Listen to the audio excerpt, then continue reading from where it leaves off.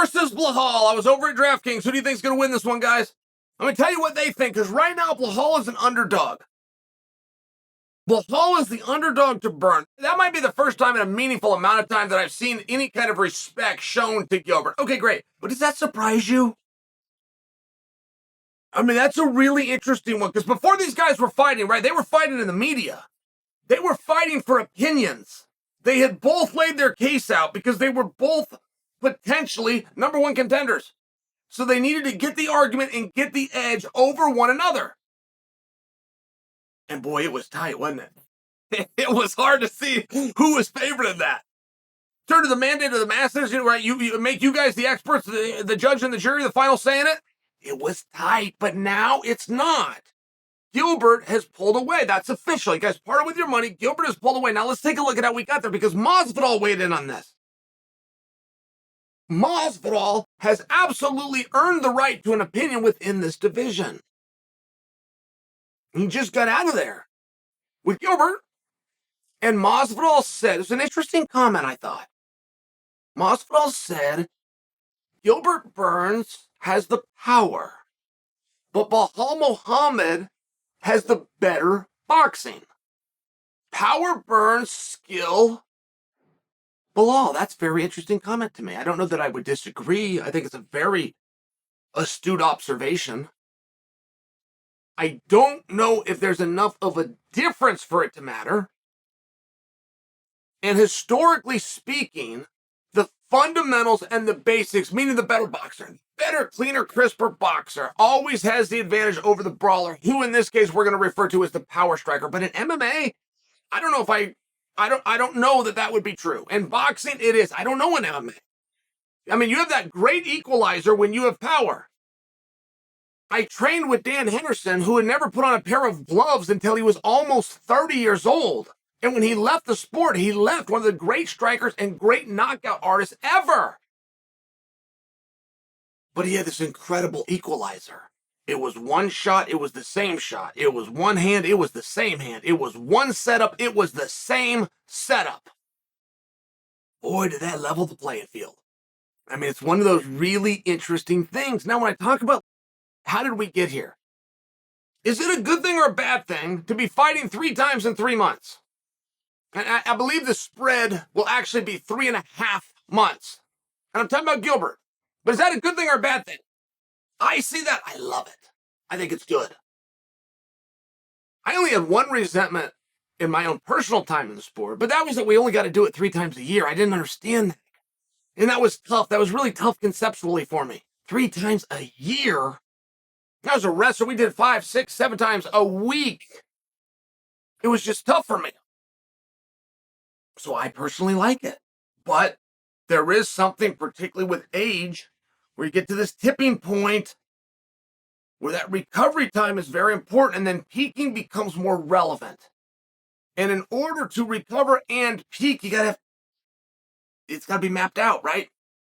It's one of those things. Now, I think that Gilbert is still of the age and of the experience and of the tenacity that it's advantage. But there is something interesting about this contest, which is Belal is the one that wanted it to be 5 rounds. That was a negotiating tactic.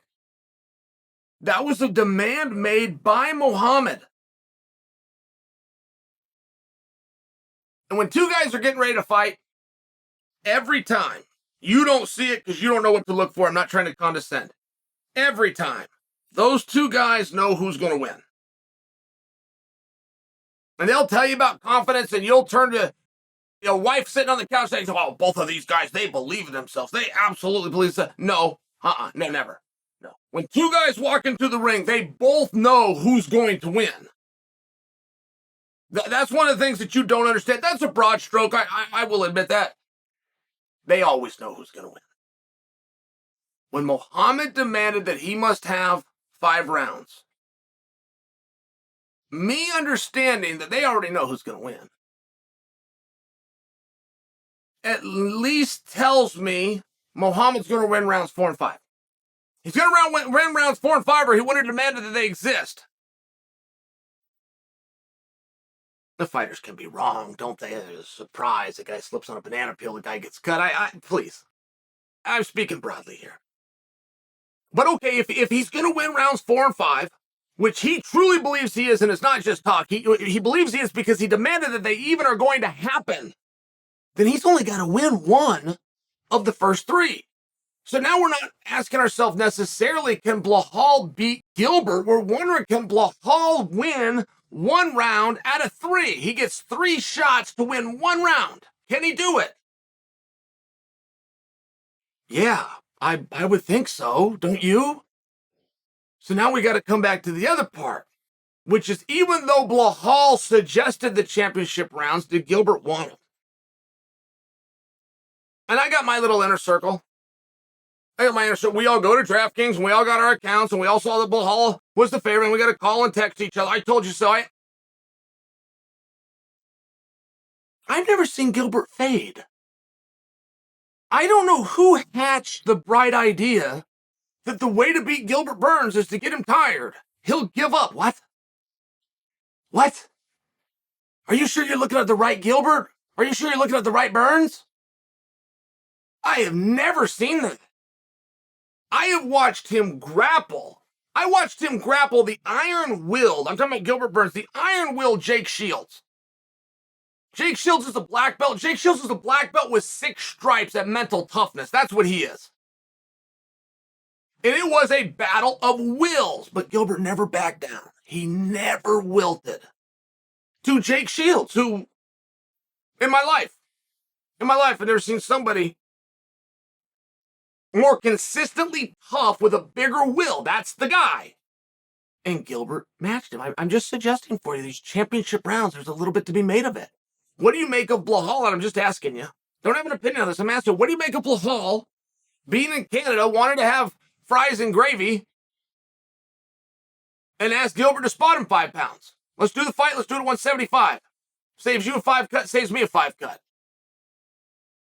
I would do that. As a matter of fact, I have done that before. I offered a guy $1,000 per pound that he would give me. So, I mean, I understand those things. Gilbert's like, hey, look, I want this to be a ranking. I want to take your contendership. I don't want them to say we didn't fight at the weight class. I'm 70, you're 70, we do it at 70. I respect that. Not only do I respect that, so did Belal, because he said okay. So it's a really interesting thing. I mean, if you were to come back to what I told you, that in every fight, both guys know who's going to win. If you were to come to that. So you leave the jab out of it. You leave the experience. You leave the wrestling. You leave the jiu-jitsu. You just go to the mentality. Okay, I got to read these guys. I got 2 guys with a poker face. I need to find the tell. Between the 2 of them, who do they think is going to win? Both guys have shown us a little something, right? It's a big deal. Let's go 175. No. I want you suffering. I want you down. It's a big deal. It's a big deal. I won't do 15 with you, but I will do 25. It's a big deal. But who does it favor? And I'm asking you straight up. I want to see it in the comment section. If you were to read this, you got 2 poker players. They've both had a tell. I'm asking you what it means.